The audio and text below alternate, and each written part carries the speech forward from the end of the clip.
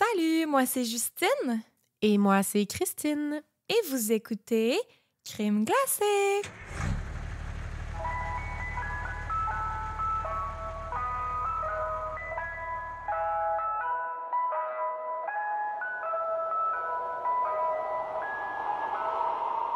Mon Dieu, était aigu.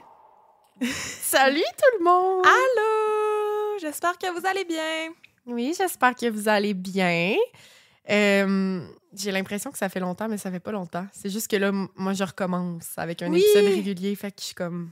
C'est ton grand retour pour les cornets rouillée, réguliers, ouais. Fait que, hey, on a tellement une bonne nouvelle à vous annoncer, mais vous le savez déjà. Oui, c'est ça. C'est parce que là, au moment où on enregistre, on vient de l'annoncer publiquement, mais on s'en va en tournée! Oui! Genre, c'est quoi qui se passe, mettons? Ouais, en ce moment, on vient juste de l'annoncer. Fait que, bref, vous le savez déjà probablement, là, mais genre, qu'est-ce qui se passe? On s'en va en tournée. Avec Simon Predge, là, pas Avec n'importe Simon qui. Là. Predge. Pas avec la voisine. Là. La tournée mortuaire, vous avez vu voir ça, là? Vous avez dû voir ça. Puis là, on va aller à pas mal de places. Fait que il y a déjà du monde qui a commencé à nous écrire, genre, venez à telle place, venez à telle place. Of course, c'est pas nous qui a le contrôle du tout. Nous, on est que première partie.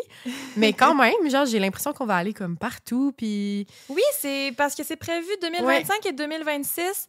Fait que c'est supposé durer là, toute l'année prochaine, si tout se passe bien, si nos dispos fonctionnent avec Simon. Mais ouais. Je pensais que t'allais dire s'ils nous disent pas comme OK, bye les filles. Genre. Si ils nous trouvent pas trop à chier. Ouais. Mais pour ceux qui le connaissent pas, Simon Predge, c'est lui qui a le podcast Ars Moriendi. Puis pour vrai, c'est exceptionnel ce qu'il fait. C'est vraiment comme du radio-théâtre quasiment. C'est genre le Fred Pellerin du true crime, genre. Oui, hey, bonne description. Moi, c'est de même que je me le décris dans ma tête, genre. Un conteur. Ouais, là, fait que là, son show live, là, ça va pas être de tout repos. Là. Il va y avoir des acteurs, de la musique, de l'ambiance. Ça va être vraiment bon.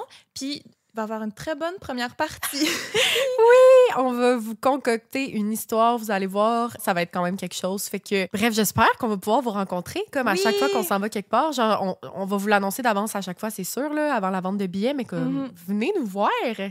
Ben oui, on en profite, pas, là. On va partout, dans tous les coins du Québec, fait que ça va être malade. On s'excuse pour nos copains de la France, là, mais peut-être un jour. Ça serait hot. Mais oui, fait que là, 24 octobre, on est à Amqui. 25 octobre, on est au Témiscouata. Et 21 novembre, on est à Contrecoeur. Pour l'instant, c'est nos 3 premières dates, mais il va en avoir plus, inquiétez-vous pas. Ouais, fait que comme on vous avait promis, si vous n'avez pas eu vos billets pour le Festipod, écoute, on est encore à d'autres places en mois d'octobre. Puis on se promène! C'est ça. Fait que grande nouvelle. On est ça crime, ça va bien nos affaires. Qu'est-ce qui se passe? Qu'est-ce qui se passe? Je sais pas. Mais gros merci à Simon d'avoir pensé à nous. Tellement. Tout ça se décrit en un mot, là, genre merci Simon. Merci. C'est grâce à lui. Bon, fait que là, maintenant qu'on a dit la grande nouvelle qui était déjà annoncée, Jus, as-tu des shout-outs aujourd'hui? Oui! J'ai dit des, là, mais je sais pas si t'en as. J'en ai 2. Ah, bon. Le premier vient de Justine. Et ce n'est pas moi. Elle dit « Allô les filles, je voudrais faire un shout-out à mon frère Étienne. On écoute le balado en se rendant à l'école le matin et le soir en revenant. J'ai écouté tous vos épisodes en 3 semaines et je vous adore. Vous faites clairement partie de mon top 2 des meilleurs balados. » Hello! Ben, coucou Justine! Salut Étienne! Merci de nous écouter. Trop gentil. Oui, vraiment. Et le deuxième vient de Val du Lac Équinoxe. C'était son pseudonyme Instagram. Elle dit « Salut, je suis en centre et je veux faire un shout-out à mon éducatrice Alexandrina. S'il vous plaît, elle va être contente. C'est grâce à elle que je vous écoute. » Ah! Trop nice! Ben, salut à vous deux! Salut Alexandrina! Salut! Merci de nous écouter! Oui, merci! Trop cool, j'adore. On dirait que je prends de vos nouvelles quand je fais des shout-outs. On sait tous un peu plus comme qui vous êtes à chaque fois. C'est le fun. Oui, vraiment. Ben, je vais passer à ma saveur du jour. Ma saveur du jour, ça va être une pub non payée. Je leur fais de la pub gratuite. En plus, j'ai faim live. Là. Ouais, j'ai découvert... j'en avais parlé dans l'épisode Patreon, dans le sens que je vous ai raconté une anecdote par rapport à cette crèmerie-là, mais genre, je vous ai même pas dit c'est quoi, fait que là, j'en profite pour vous le dire. Mais j'ai découvert le Vire Crêpe à Saint-Nicolas, qui est un endroit où tu peux cueillir des bleuets. Puis là, en ce moment, c'est comme full la saison là, de cueillette de bleuets. Fait que c'est le temps encore d'y aller. Puis, bref, c'est comme un endroit où tu cueilles auto-cueillette, mais aussi genre un resto, un resto déj, puis comme ils font de la crème glacée sur place, au bleuet. Oh my God! Puis, genre, je mange pas normalement de crème glacée molle, genre avec lactose, parce que sinon, ça ne va guère. Mais là, j'étais comme, écoute, j'ai pas le choix de l'essayer. Fait que j'ai pris leur espèce de twist. C'est une crème glacée molle au bleuet, twistée avec un sorbet au bleuet. Hein? Fait que genre, t'as comme les deux mixés ensemble. Fait que t'as comme tout, à chaque bouchée, genre un mélange de texture, de genre mou, puis comme glacé genre le encore petit plus. surette du sorbet mélangé au sucré de la... Oh mon Dieu! C'est grâce à ma maman qui m'a dit ça. Là. Elle m'a payé une crème glacée pour ma fête, puis j'ai payé une crème glacée pour sa fête en même temps. Fait que dans le fond, j'ai payé ma propre crème glacée. Mais je vous recommande d'aller là, si vous savez pas c'est quoi. Le crêpe? Vire Crêpe. Le Vire Crêpe. C'est proche. Ouais, Saint-Nicolas, me semble, ou genre, en tout cas, l'autre bord du pont, sur la rive sud de Québec. J'en prends bonne note. Mais sinon, je suis pas mal rendue là. Là, je pense que je suis pas mal rendue à te raconter mon histoire d'aujourd'hui. Ben, allons-y, je suis prête. OK. Alors, nouvel épisode. Nouvel épisode? Nouveau épisode? Nouvel épisode. Mm-hmm. Nouvel endroit sur la map. Donc, mon Dieu.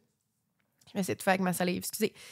Donc, l'histoire que je te raconte aujourd'hui se passe dans un endroit du monde où on n'est pas allé encore dans nos histoires. On dirait que ça fait plusieurs fois que je dis ça, Oui. mais j'aime ça, on dirait, genre... Explorer de nouveaux horizons. Puis là, comme... Ouais, toute la patente. Fait qu'en tout cas, j'ai trouvé quelque chose d'assez loin et tout ça grâce à un abonné. Parce que j'ai décidé d'aller dans les suggestions des abonnés parce qu'on a des listes à nous, fait que ça donne qu'on fait pas souvent ça. Mais là, j'étais comme, OK, je vais piger dans la suggestion des abonnés. Puis ça m'a amené là. Puis j'étais comme, tellement nice, on n'est jamais allé. Veux-tu essayer de deviner c'est où que ça se passe? Est-ce que c'est en Europe? Non. Est-ce que c'est en Asie? Oui. Attends, on a fait Japon. Ouais. C'est tout, je pense. Puis là où ça se passe, c'est très, très proche du Japon, tu vas voir. Ah non, là, je vais avoir de la reconne. Parce que j'ai pas nommé un pays proche du Japon. Bon, OK, ben, je vais le dire. On arrête de niaiser au Pérou. J'avoue que je suis pas super bonne en géographie non plus. Mais ça se passe en Russie. Ah! Genre, tellement difficile en plus d'accéder à de l'information de la Russie, mais comme c'est vrai. j'ai fait un move, puis je sais pas si toi t'en as un, là, mais là, je me suis officiellement acheté un VPN. Fait que je pourrais te le partager, le compte. Parce que j'étais comme là, I need to have access to my information. Bonne idée. Puis en tout cas, j'ai quand même trouvé des infos, mais ça m'a permis aussi de réaliser que genre pour d'autres cas, des fois il y a des affaires que je veux écouter, puis là genre je me suis mis aux États-Unis, puis là en tout cas, whatever, je viens de découvrir ça moi après 1 an et demi de podcast là. Fait que bref, ça se passe en Russie. On n'est jamais allé, en tout cas, je pense pas. Je pense pas non plus. Ça me dirait. Puis comme vous avez dû le deviner par le titre, nos petits cornets, aujourd'hui, je vous parle d'un tueur en série. Du Maniac Dengarsk, du loup-garou de la Russie, du Wednesday Murderer, Mikhail Viktorovich Popkov. Oh mon Dieu, ça me fait déjà peur. Je sais pas si tu connais cette histoire. C'est dans nos tout débuts de suggestions d'abonnés, fait que ça fait très très longtemps que quelqu'un nous a proposé de faire ça. OK. Puis ça tombe bien que je l'ai pas fait tout de suite quand ils nous l'ont proposé parce qu'il y a eu des récentes nouvelles, genre en août dernier, là, genre le dernier mois. Là. Wow, OK. Ouais, fait que c'est ça. Puis, dans le fond, Mikhail, là, je vous le dis tout de suite, le trigger warning, là, ça se peut que j'ai de la misère à... que je massacre tous les noms, genre de villes. Avertissement. Oui, avertissement. Ne soyez pas offusqués. Je vais essayer de le prononcer. Dans certaines affaires que j'ai écoutées, il disait comme Mireille, genre. Ça sonnait comme Mireille, mais c'est Mikhail, comme c'est écrit. Fait que bref, je sais pas comment ça je le dise. Ouais, ça se peut que des fois, ça sonne comme Michael. Puis, bref, Popkov, il se trouve à être encore aujourd'hui le tueur en série le plus meurtrier de l'histoire du pays. Il a malheureusement pu être actif pendant 20 ans. c'est une très longue période, Mhm. de 1992 à 2012. Puis, justement, il a fait, vous allez voir plus tard, mais un énorme nombre de victimes qui fait d'ailleurs encore augmenter et augmenter et augmenter. Donc, le nombre de meurtres qu'il a fait est assez flou. On a un chiffre, là, je vais vous le dire à la fin de l'épisode, mais ça ne cesse d'augmenter. OK, parce qu'ils découvrent des cadavres? Oui, puis ils découvrent ils font des liaisons entre Ok, des choses. ouais. Fait que c'est comme pas Je pensais clair. que c'est parce qu'il était encore actif, j'ai eu peur. Non, là. non, non, Ok, non, ok. non. Non, il a arrêté d'être actif en 2012. Ouais, c'est Thank ça. God. Mais Ouais. c'est long, pareil, 20 Mhm. ans. Là. En faisant mes recherches, j'ai fait des petits comparatifs avec les autres tueurs en série russes. Puis j'ai réalisé que, je sais pas, là, c'est peut-être de même partout à travers le monde, là, mais là, ça m'a choqué à quel point, genre, leurs noms, les noms qu'on leur donne à ces tueurs-là, sont tellement cool. Mais Ouais, c'est trop cool. C'est trop cool, là. C'est justement, c'est limite gossant. Mhm. Je lisais ça, puis c'était des affaires genre, justement, le loup-garou, ou bien genre, l'ogre de telle place, la comtesse sanglante, l'étrangleur de machin. Tu sais, c'est comme vraiment, là, des noms, genre, à coucher dehors. C'est vraiment des histoires d'horreur. Ouais, mais c'est sensationnaliste, là. c'est ça. Puis, tu sais, plus malheureusement le tueur il est prolifique, là, entre guillemets, plus il y a un nom cool, on dirait. Là. Puis genre, je trouve ça un peu fâchant. Là. Je suis comme... On leur donne juste exactement ce qu'ils veulent, là, c'est-à-dire de l'attention. Ben ouais. On parle d'eux autres, on leur donne un nom de même. Puis en tout cas, j'ai trouvé ça assez intense. Puis particulièrement en Russie, là, j'ai pas regardé le nom de tous les tueurs en série du monde, là, mais crime, c'était intense. Là. L'ogre, le loup-garou, le monstre. J'étais comme, mon Dieu. Bref. Ça devrait être genre le loser de Russie. Oui, c'est ça. Oui. Ouais, le incel de ci, ou genre Oui, c'est ça. Des affaires vraiment pas pertinentes. Ouais. Là, genre... le timide. Le timide de la rue Sainte-Catherine. Tu sais, genre... Ouais, là, t'es comme... Boring. Là. Ouais. Ouais, en tout cas. Avant que je plonge dans l'histoire, je veux juste te dire que je vais commencer quelque part, puis revenir en arrière pour revenir quelque part, puis d'aller après plus loin dans le futur. Bref, on fait souvent ça, là. Vous avez l'habitude, fait que j'espère que vous allez comprendre. Puis si jamais, Jus, t'as des questions, n'hésite pas, tu me poses. Si c'est mélangé à mon affaire, tu me le dis, puis je recommence. Donc, nous sommes à Vladivostok, une ville au sud-est de la Russie. C'est là que je te disais que c'était proche du Japon. Là. Cette ville-là est comme complètement au sud-est et est seulement séparée par la mer de l'Est, qu'on l'appelle, ou la mer du Japon. Donc, ça fait que comme en face, je sais pas après ça s'ils voient à l'autre côté de l'eau, là, mais ça a l'air vraiment très mince. Là, mais bref, en face du Japon, direct. OK. Puis aussi, elle a une frontière, cette ville-là, avec la Corée du Nord, directement. Fait que ça peut vous situer un peu sur la map. On est le 21 juin 2012, dans un train en provenance de la ville de Irkutsk, au centre de la Sibérie, toujours en Russie. On est déjà 4000 km plus loin que le point de départ et on roule depuis 2 jours et demi. Dans le train, 4 agents du FBI, de type FBI, mais en Russie, là, c'est pas ce nom-là, restent à distance et attendent le bon moment.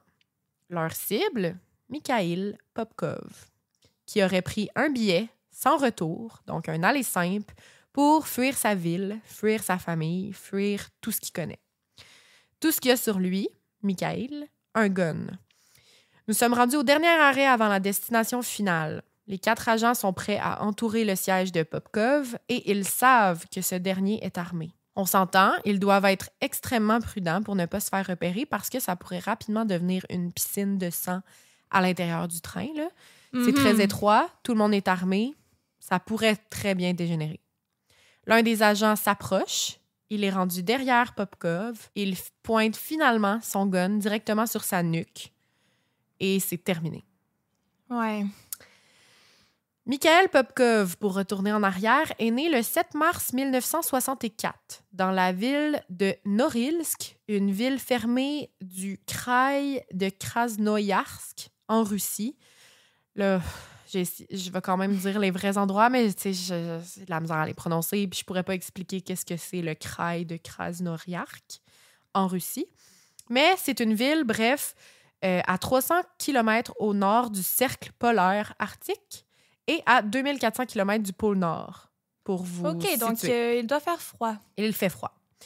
Il fait froid, puis aussi, la majorité du temps, il fait noir, parce que c'est la nuit une bonne partie de l'année, un peu comme en Islande. Ouais, c'est déprimant, ça. Cette ville-là fait partie de la République socialiste fédérative soviétique de Russie, qui a eu déjà plusieurs noms, mais ça m'a l'air d'être le dernier selon mes recherches. Et en 1967, quand le petit Mikhail Popkov avait seulement 3 ans, lui et sa famille vont déménager à Angarsk, qui est la ville principale. C'est pas pour rien qu'on l'appelle le loup-garou d'Angarsk. Donc, on ne connaît pas tous les détails sur son enfance, mais on sait que Mikhail, il n'était pas vraiment voulu par ses parents. C'était un peu un accident, même un accident genre qui était trop tard probablement pour faire quoi que ce soit avec ça. Il se serait donc fait garrocher pendant toute son enfance entre sa maison familiale avec ses parents et chez sa grand-mère. Les deux comme se lançaient genre d'un bord et de l'autre, mais personne ne voulait vraiment s'en occuper. Puis aux deux endroits, il n'y avait aucun amour. Là. C'est comme si même la grand-mère était comme « je veux pas m'occuper d'un bébé ». Puis les parents étaient comme « on le veut pas ». Puis à la place de comme juste le mettre en adoption ou comme l'envoyer dans une famille qui aurait potentiellement pu l'aimer, ils font juste se le garrocher d'un bord puis de l'autre. C'est triste. Ouais, vraiment. Mikhail, il essayait d'être le meilleur petit garçon qu'il pouvait pour potentiellement peut-être avoir un minimum d'attention de sa mère. Un petit « je t'aime » pour se sentir le moindrement aimé. Genre, c'est vraiment triste. Du plus loin qu'il se rappelle, là, tu sais. Son père, lui, pas plus aimant que sa mère, il travaille dans un cimetière comme croque-mort. Puis je crois que j'ai déjà comme dit le mot croque-mort dans un ancien épisode, je me rappelle pas lequel, mais si vous savez pas c'est quoi un peu le métier de croque-mort, là, je sais pas si ça a un autre nom ici au Québec, mais en gros, c'est quelqu'un qui s'occupe de transporter les corps du salon funéraire jusqu'au cimetière. Fait que souvent comme désenterrer, tout ce que ça implique. Eh bien, tout ça pour dire que Mikhail, à l'âge de seulement 10 ans, il était obligé d'aider son père au travail. Ouf. Fait que son père, il l'amenait dans un genre de contexte quand même assez trash ou peut-être un peu lourd, tu sais, pour un enfant. Puis, pas juste ça, il avait juste 10 ans, puis il le forçait à comme creuser des trous, creuser des tombes, puis comme enterrer des cadavres. C'est quand même quelque chose. Aïe, aïe. Disons que ça part mal pour lui, là. Ouais. Clairement, il n'avait pas envie d'être là. Ben non, pauvre tipette. À part le faire travailler, ses parents, ils voulaient pas l'avoir dans leurs pattes jamais. Fait qu'ils étaient tout le temps en train de le dropper quelque part. Ils l'envoyaient se faire garder chez un, chez l'autre. Ils le laissaient dans des genres de garderies longues, là, je sais pas comment, longue durée. L'été, il passait l'été complet dans des camps de vacances. Il voulait comme pas s'en occuper. C'est très clair. Puis ça fait que Mikhail, il sentait ça, qu'il était tout le temps projeté hors de sa maison. Fait que partout où il allait, il essayait tout le temps de s'enfuir et de retourner chez lui. Fait que, mettons qu'il se faisait garder à quelque part, il prenait la fuite, genre, pendant qu'il pouvait. Puis comme, il a déjà même fui, justement, un camp de vacances. Genre, il s'est sauvé de là, puis il a réussi à revenir chez lui. Là, genre, c'est terrible. Là. Tout ce qu'il veut, c'est être à la maison, mais il n'y en a pas de maison, malheureusement. À ce point-ci de l'histoire, là, mettons, si ça pouvait s'arrêter là, j'ai énormément d'empathie pour le petit Popkov, mais vous allez voir que ça va partir assez vite. Ouais, c'est tout le temps ça. Ouais. Un événement précis va ensuite le marquer pour toute sa vie, selon lui. Là, c'est des dires qu'on a de tout le travail psychologique qu'il a eu à faire dans sa vie. Là, on va le savoir plus tard. Mais bref, un jour, justement, quand il s'est enfui de quelque part où il se faisait garder, il est comme revenu à la maison à l'insu de ses parents. Donc, ses parents, ils ne l'attendaient pas du tout. Puis, il serait comme tombé sur une scène qu'un petit garçon d'à peu près 10-11 ans ne devrait pas voir nécessairement. Il est rentré en dedans, puis il est tombé sur sa mère, complètement saoule, complètement nue, en train d'avoir clairement une relation sexuelle, ce qui, à cet âge-là, il ne peut pas vraiment comprendre encore c'est quoi qui se passe, avec leur voisin. Donc, un monsieur qu'il connaissait, genre, c'était son voisin. Puis, son père était également dans la pièce, complètement saoul lui aussi, mais il était en train de les regarder. OK. C'est pas super clair, selon lui, si la relation était consentante, mais il va rester comme avec ce traumatisme-là comme toute sa vie. Genre, il va en parler même à l'âge adulte. Sauf qu'on s'entend, même si c'est une scène que tu devrais pas nécessairement voir, ben si t'as pas le contexte autour, c'est pas la fin du monde, genre, de tomber sur une... Tu sais, dans le sens que ça peut ne pas te marquer à tout jamais si tes parents... ils ont pas fait exprès, mettons, puis c'était pas autant trash, puis qu'ils t'en parlent, puis tout ça. Mais bien sûr, ben, c'est pas le cas de Michael. Fait que lui, il va garder une espèce d'image de comme si sa mère, elle se faisait potentiellement agresser. Tu sais, c'était comme, ça avait pas l'air consensuel, comme, c'est traumatisant pour un enfant, bref. Puis, comme je le dis, puis qu'on le dit tout le temps dans les épisodes, il faut juste se rappeler que là, je vous dis ça pour expliquer un peu les traumas de son enfance, mais ça... Ben pour comme dire, en fait, les traumas de son enfance, mais ça l'excuse rien, ouais, ça justifie rien, là. Tu sais, le fait les choses qu'il va faire plus tard, là, ça n'a pas rapport, là, tu sais. Non. Il aurait vraiment pu choisir de ne pas faire ça, là, puis vraiment, là. En 1983, il va obtenir un diplôme à la Polytechnique d'Angarsk en mécanique. Mais il va pas travailler dans ce domaine-là, puis il va plutôt aller dans l'armée. Il va faire un service militaire de 2 ans en Mongolie, qui est comme juste un peu au sud de où est-ce qu'il habitait. Son poste, ben, il était comme chargé d'écouter la radio, genre les fréquences radio, pour essayer de capter des messages genre d'ennemis, mettons. C'était ça son poste. Puis il a fait ça pendant 2 ans. En 1986, il est revenu là, déjà de l'armée, puis il fait comme des petites job-ins, mais il y a comme rien qui l'intéresse. Genre, il aime pas ça. Il travaille, mettons, en mécanique, mais il est pas down. Il va dans un concessionnaire, il est pas down. Puis il finit par comme travailler dans un bar, genre, il se fait des amis là-bas, mais c'est pas ça qu'il veut faire dans la vie. Un moment donné, il finit par se décider. Ça a un peu rapport avec l'armée dans sa tête, mais ce qu'il veut faire, c'est devenir policier. Policier. Genre, quel poste pour le drame qui va arriver que je vais vous raconter? Genre, c'est quoi? Pas bonne idée, là. Mais souvent, les tueurs en série veulent une position d'autorité. Ouais. Je me rappelle plus que... c'est B.T. King qui voulait être policier, mais il n'avait pas été pris. Ouais, c'est ça. Fait qu'il était garde forestier. Ouais, puis il veut comme rendre justice à leur façon, genre faire leur propre justice sur des choses qui n'ont aucun sens moral, là, souvent. Là. Ça amène souvent des mauvaises choses, on s'entend. Puis c'est justement ce qu'il se dit qu'il veut faire. Lui, Mikhail Popkov, il commence à être policier en se disant qu'il veut se faire respecter, premièrement, par les gens dans sa ville. Tu sais, il s'est comme jamais vraiment fait respecter toute sa vie. OK, fine. Il veut changer des choses, mais surtout, ce qu'il dit, en fait, par après, là, c'est qu'il veut en quelque sorte, nettoyer la ville, entre gros guillemets, de tout le monde qu'il méprise, qu'il considère être des déchets humains. Ça part très mal là, pour... tu sais, en tout cas, si on avait su, mettons, que c'était ça son objectif en devenant policier, je sais pas à quel point, tu sais, ça aurait fonctionné. Dans l'examen pour devenir policier, j'espère que c'est pas ça qu'il a mis comme réponse. Ben, j'y arrive. Selon la paperasse de l'époque, Mikhail Popkov, il passe le concours d'entrée dans la police vers la fin de 1986. Donc, il réussit à rentrer dans la police. On peut voir dans les tests psychotechniques qui ont passé que Mikhail, il aurait une personnalité chambranlante, limite colérique. On peut voir aussi qu'il y a un certain mépris pour les normes sociales et une fragilité en ce qui concerne la morale. Puis là, avec ce que je te dis là, normalement, on se dit crime, il devrait peut-être pas avoir passé son test. Sauf que à l'époque où est-ce qu'on est, dans ces années-là, avec le taux de criminalité qui ne fait que monter en Russie, puis surtout dans la ville où est-ce qu'on est, ben, il y a comme un manque de policiers, il y a un manque d'effectifs, il y a comme plein d'affaires qui arrivent. Fait qu'ils prennent un peu tout le monde juste pour comme aider, entre guillemets.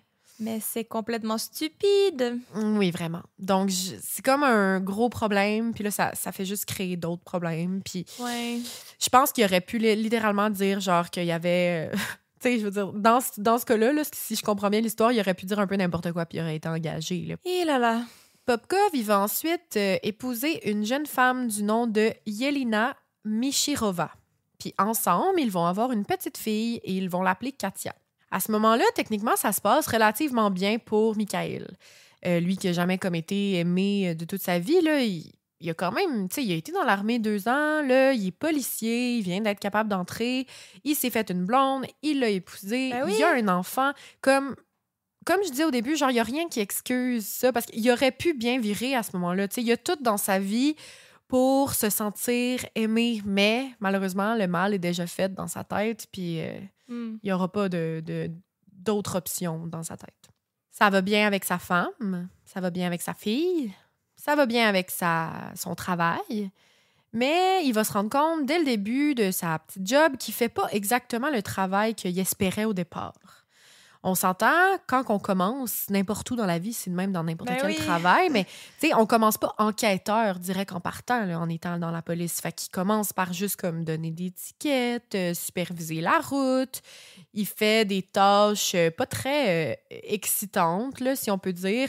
Il est pas très dans l'action, mais normalement, c'est ça, il faut que tu fasses tes preuves, c'est le métier qui rentre, on va pas te mettre genre chef enquêteur dès le début, là, c'est pas de même que ça fonctionne. Sauf que lui, ayant une espèce de problème avec l'autorité, les lois et tout ça, étrangement comme il est policier, là, mais il trouve que ça marche pas. Genre, ça marche pas, c'est pas ce qu'il avait espéré, mettons, du métier de policier. Il veut tout de suite. Oui. Il veut le beurre et l'argent du beurre. Exactement. Puis aussi, c'est pas juste le fait qu'il trouve ça ennuyant comme job, il trouve que c'est pas vraiment payant, pas autant qu'il aurait espéré, puis il a de la misère à faire vivre sa famille. Donc, après ses heures dans la police, il décide de se trouver une petite job-in sur le side pour comme travailler les soirs, les week-ends, les moments où il travaille pas, en fait. Puis il va devenir chauffeur de taxi.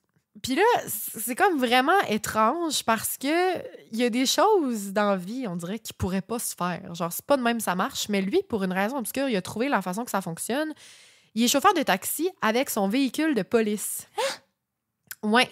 Donc, le véhicule qui se fait comme prêter pour le travail devient comme son véhicule, point. What? Donc, il est comme en civil. Il n'y a pas son uniforme, il n'y a pas rien. Mais il fait du taxi dans ce char-là. C'est juste comme... complètement... Je comprends pas, genre, comment c'est possible. Imagine, t'es complètement torché après une soirée au bar, t'appelles un taxi, puis c'est une voiture de police qui vient te chercher, t'es comme...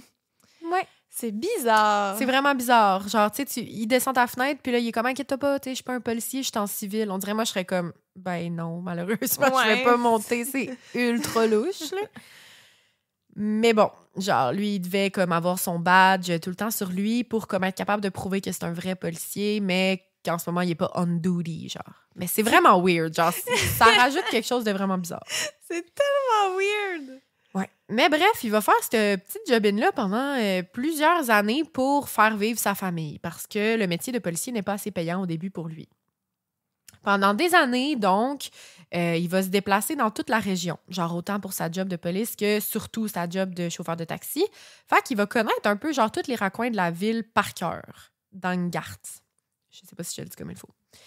Tu sais, il connaît les petites ruelles, les détours, les raccourcis, les routes un peu plus éloignées en campagne, les grosses autoroutes. Genre vraiment, là, il est tout le temps dans son char, peu importe la job qu'il a, il se promène puis il observe. Hey, c'est parfait pour un tueur en série.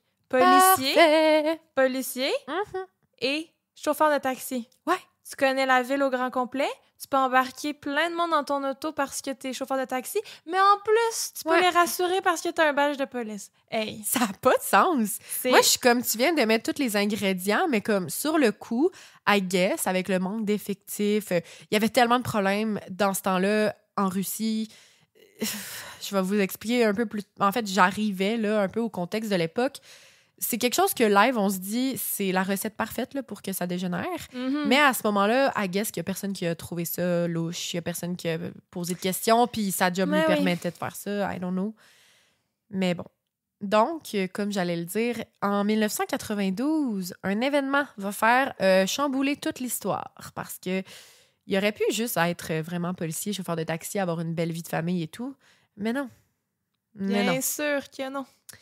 Pour vous mettre un peu en contexte, justement, en 1992, on est juste après la dislocation de l'URSS. Donc, il y a une espèce de gros crash économique. C'est le chaos total dans tout le pays. Il y a de la corruption partout. C'est la mafia qui règne. La police n'a aucune crédibilité. Il y a des trafics de drogue partout, des vols, des meurtres. Il se passe beaucoup de choses. Il y a déjà eu plusieurs tueurs en série en Russie. Ça va pas du tout. La police, ils sont pas capables d'amener la paix. C'est juste le chaos total. C'est pour ça aussi que ça va pas. Tu sais, ils se permettent d'engager des policiers qui sont pas nécessairement formés pour ou genre aptes à être policiers. Fait que clairement, ça aide pas. Puis pour rajouter encore plus au chaos, c'est comme la fin des camps de travail, mettons, qu'ils appellent là-bas, des camps de concentration, des camps, bref, tout ça. Puis ce qui se passe, c'est que des milliers de détenus, des gens qui sont comme libérés de prison, c'est la fin des genres de camps, tout ça, ils se mettent à comme être dans les rues tout en même temps. Fait que le taux de criminalité explose. C'est genre l'apocalypse, là. Tout le monde a des règlements de compte, tout le monde a de la violence en eux. C'est pas contrôlé du tout. À tous les jours, il se passe quelque chose. Bref, genre... Scary times. Ouais. En plus, comme je vous l'avais dit en tout début d'épisode, ben, au nord de la Sibérie, où Mikhail y vit, là, à Angarsk, excusez, ben, il fait nuit plusieurs semaines de suite dans l'année. Fait que, tu sais, imagine, là, la nuit, tu te sens pas safe pour marcher dans la rue. Ben là, eux autres, c'est de même pendant longtemps. Là. Puis là, il se passe plein de chaos. Là. Genre, le monde ne veut pas sortir dehors. Fait que des petites affaires de genre, c'est un policier qui fait du taxi, on en a-tu rien à chier? Genre, il se passe des choses bien pires que ça autour de nous. Fait qu'il passe vraiment sous le radar.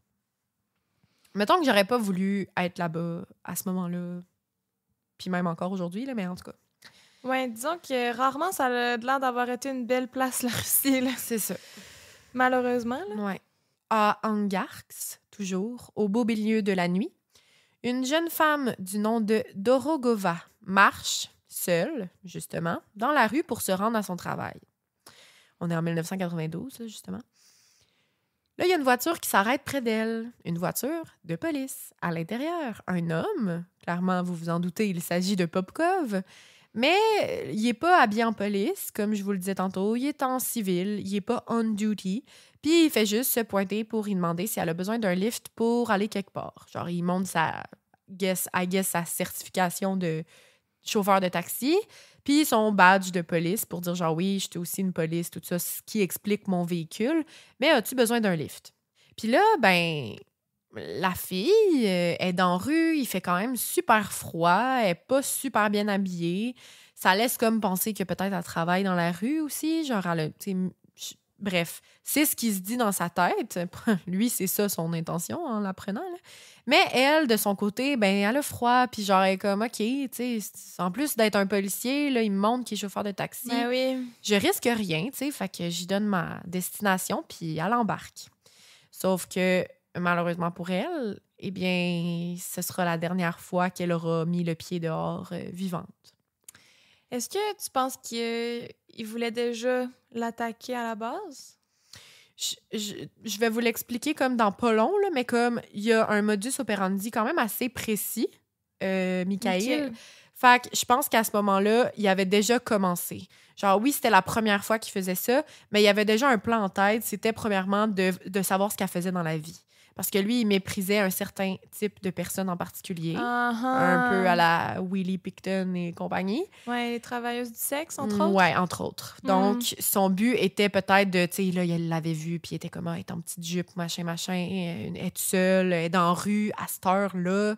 Fait que son but était clairement de lui poser des questions, de confirmer qu'est-ce qu'elle faisait dans la vie, mais je pense qu'il y avait déjà son plan en tête. OK. Puis là, je vais juste faire une petite parenthèse, là, mais genre, si jamais dans la vie, vous croisez un policier qui est pas en service, genre, il a bien beau vous montrer qu'il est policier, il n'est pas on duty, montez pas dans son char. Genre, comme, ne lui faites pas confiance. Faites juste comme passer votre chemin. Surtout si il vous accoste, vous, là. T'sais, vous avez rien demandé. Non. Genre, ça reste, c'est quelqu'un de complètement ordinaire, comme tout le monde. Il est pas là pour t'aider, clairement. Fait que faites pas confiance. Genre, il est comme n'importe quel monsieur qui t'accosterait dans la rue pour embarquer dans son auto. Tu dis non d'habitude, tu sais. Oui, exact. Moi, les enfants aussi, là, je sais pas, si vous faites approcher par... Embarquez pas dans l'auto. Genre, moi, là, ça m'est déjà arrivé, mettons, là, c'est niaiseux, mais à Québec, à un moment donné, genre, je marche dans la rue avec des amis, puis tard le soir, puis là, un policier qui arrête, genre, je suis sûre qu'il veut super bien faire, là. C'est sûrement ça qui m'est arrivé, mettons, là. Mais tu sais, de me demander, genre, « Hey, les filles, êtes-vous correctes? Genre, avez-vous besoin d'un lift quelque part? » Ben, comme moi, ma mère, elle m'avait appris à dire non, peu importe c'est qui. Fait que genre, même si c'est un policier, non, pas nécessaire. Continue, poursuis ton chemin. Mm-hmm. Moi, ça m'est arrivé. Ah ouais? Je revenais de l'école, il pleuvait à Sio Mhm. et j'habitais dans le Vieux-Québec à l'époque. Une calèche, un monsieur en calèche s'est arrêté. Quoi? Tu sais, les calèches de touristes. Oui, oui. Il s'est arrêté, il a dit « Hey, j'ai un petit toit dans ma calèche, t'as-tu besoin d'un lift? » Puis il me restait une rue, mais mettons, une rue sous la grosse pluie, tu sais, c'est déjà beaucoup, puis j'étais déjà mouillée. Puis là, j'ai dit « Oui! » Fait que j'ai fait un petit tour de calèche. Est-ce que c'est bon? J'étais quand même Au pas rien moins, en faire, calèche, tout le monde te voit. Là. C'est super ça. ouvert. Puis Là, mais... il faisait jour, là. T'étais genre une princesse. Là. Oui! Fait accoster par une calèche. OK, fait que la seule exception, calèche, oui. Ouais. C'est tout. Voilà. Le reste, dites non, la gang. Bref, Dorogova, elle monte dans la voiture. Là, Popkov, il commence à lui jaser ça. Au début, c'est comme des petites jasettes bien normales, mais il finit par comme il poser des questions un peu bizarres, genre pourquoi t'es habillée de même dehors, dans la rue, tu travailles où, genre qu'est-ce que tu fais dans la vie, est-ce que tu es célibataire, est-ce que tu consommes dans la vie, toi, blablabla. Tu sais, des questions que genre, ferme ta gueule, fais juste aller me porter à ma destination. Genre, si tu me veux mon bien, t'as pas besoin de poser ces questions-là. Elle commence à trouver ça un peu louche. Puis là, à ce moment-là, clairement, Popkov, il veut voir si elle rentre dans ces fameux critères de déchets de la société, comme je disais plus tôt. Puis, bref, Dorogova, elle commence à pas se sentir bien. Puis, elle lui demande tout simplement, est-ce que tu peux me laisser sortir? Puis là, il va dire, ben non, tu sais, je vais te reporter plus loin. Puis déjà, elle commence à dire qu'elle veut quitter, puis il lui dit non, tu sais. Red flag, au secours, sauve-toi. Sauf que dans l'auto, malheureusement, puis même si elle se débat, elle supplie, toute la patente, ben Popkov, il a déjà son idée de fait dans sa tête, puis il s'en fout. Il va alors prendre une bouteille d'alcool qu'il avait dans sa voiture, genre une bouteille de vin, puis il va lui fracasser la tête pour qu'elle perde connaissance. Ensuite, il va se rendre dans un des petits raccoins sombres qu'il connaît bien dans la ville, puis il va laisser le corps de la jeune Dorogova dans une genre d'ancienne usine désaffectée. Il la laisse pour morte. Le corps de la jeune femme ça va pas prendre trop de temps qu'il va se faire repérer et il va être retrouvé.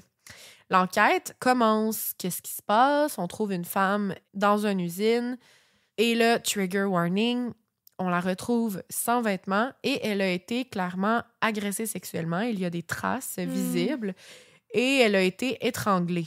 Dorogova, elle va être la toute première victime de Mikhail Popkov. Encore là, ça, c'est s'il nous dit la vérité, là, mais c'est ce qu'on conclut encore aujourd'hui, là, après autant d'années. La jeune femme, malheureusement, elle va pas soulever beaucoup d'intérêt pour les policiers. Comme je vous disais, avec le contexte de l'époque, il y a des choses qui se passent bien pires qu'une prostituée qui est retrouvée nue, agressée sexuellement. On pense peut-être que c'est juste comme un client qui ça a mal viré ou une espèce de... Bref, malheureusement, elle a pas beaucoup d'intérêt sur elle. Puis, ils vont pas aller super loin dans l'enquête. Là. C'est vraiment fâchant. C'est vraiment fâchant. Ils vont classer ça comme dispute, problème de proxénétisme, machin, en lien avec la prostitution. Puis ça va pas aller plus loin. Mikhail, quant à lui, il va rester assez tranquille après ce premier meurtre-là. C'est comme si le fait d'en avoir fait un, ça l'avait comme satisfait pendant un certain temps. Puis là, il voulait être sûr de pas s'être pogné, de pas se faire pogner. Fait qu'il restait comme low-key.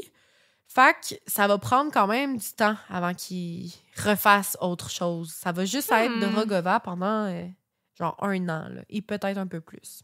Donc, son but en ce moment, c'est de se faire oublier. On se rappelle, il travaille toujours dans la police aussi.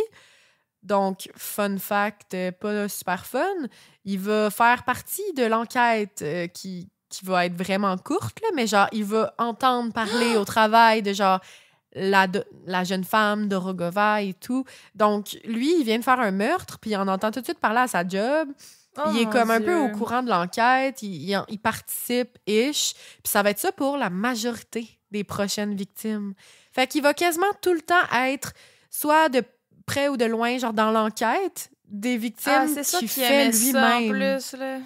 Il voit qu'est-ce qui fonctionne, il entend ce que les enquêteurs ils disent par rapport à telle victime, fait qu'il peut comme s'améliorer pour la prochaine fois. Oui, il entend du feedback, genre. Ouais, genre il peut un peu à la Dexter, genre éliminer des preuves ou comme faire des trucs un peu, tu sais, il est dedans le milieu, tu sais, en tout cas. 1 an plus tard, le 8 mars 1993, Popkov revient plus tôt à la maison pour faire une surprise à sa femme. Une petite journée comme ça. Ça fait justement 1 an et peut-être un peu plus qu'il n'a pas tué personne. Quand il arrive chez lui, sa petite fille Katia est tout seule à l'extérieur, puis il fait quand même froid. C'est vraiment pas prudent de sa femme, genre pourquoi elle a laissé une petite fille jouer dehors toute seule à cette température-là. Et la petite fille va lui dire « Ben, maman est avec un monsieur en dedans, puis elle m'a dit de jouer dehors. » Fait que là, il comprend ce qui se passe. Et là, la furie s'empare de lui, là.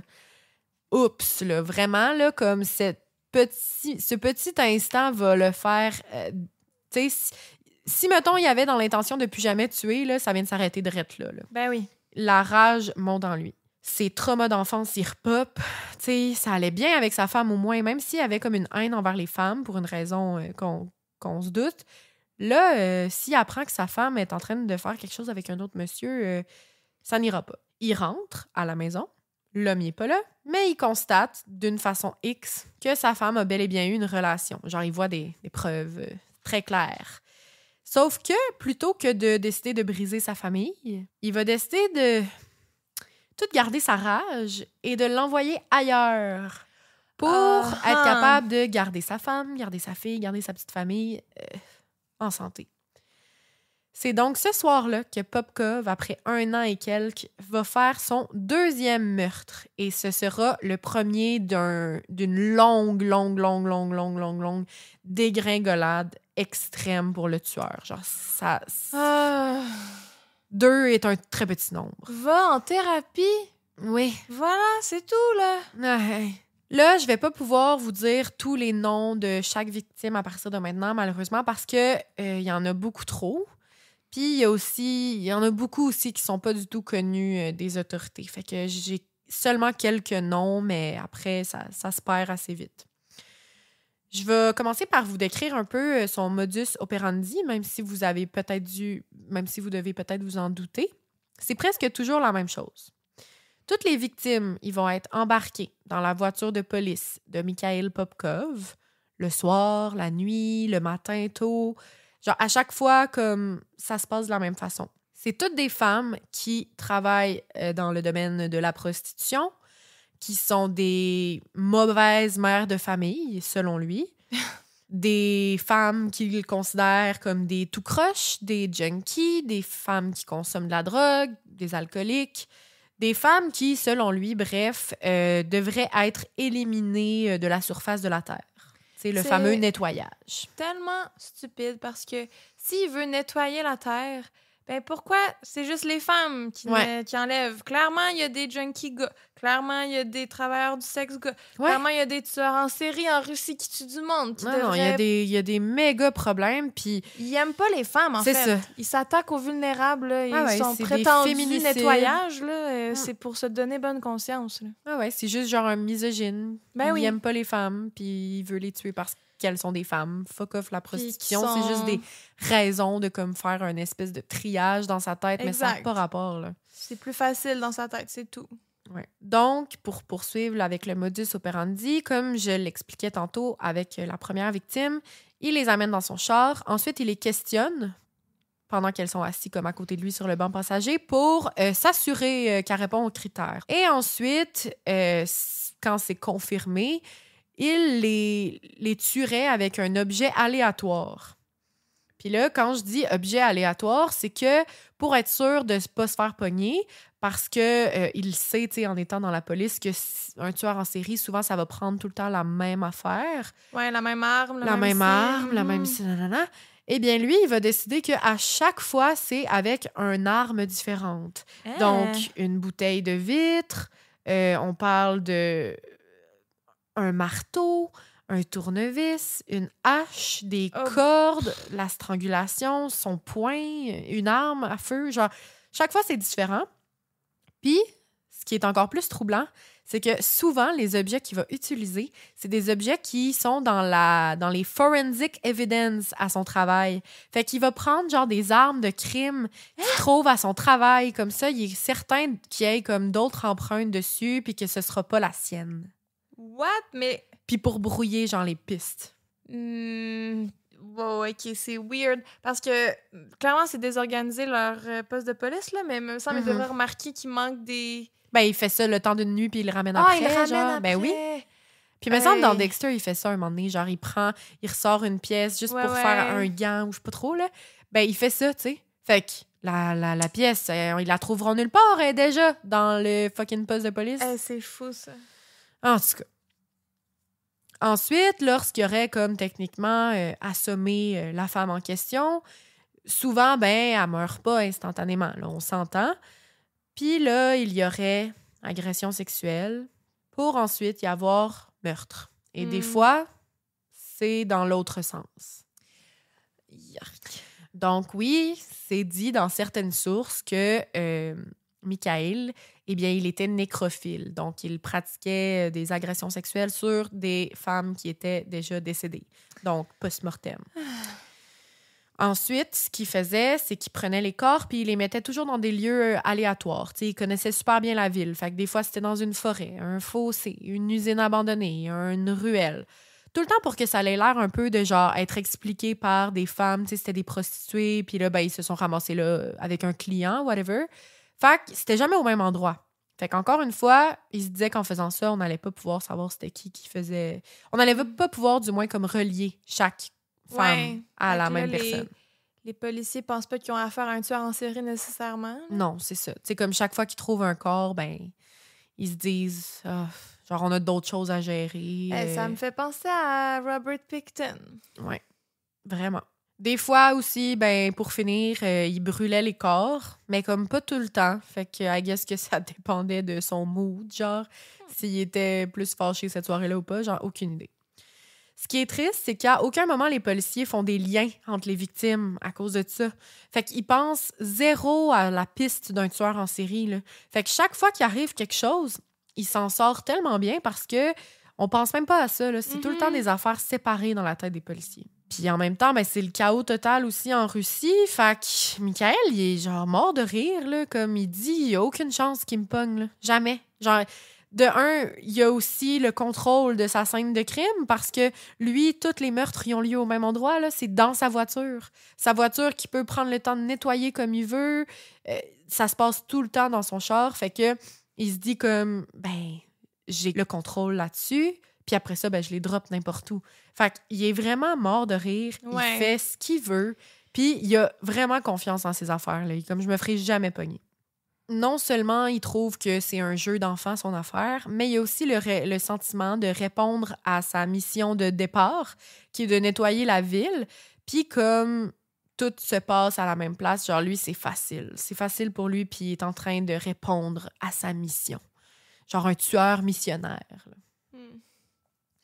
Mais l'affaire, c'est que, comme tous les êtres humains de ce monde, Mikhail Popkov va faire des erreurs. Bien sûr. C'est sûr que ça arrive à un certain moment. Donc, en janvier 1998, on se rappelle, il a commencé en 92. Michael, il se fait demander dans le bureau de son big boss au poste de police.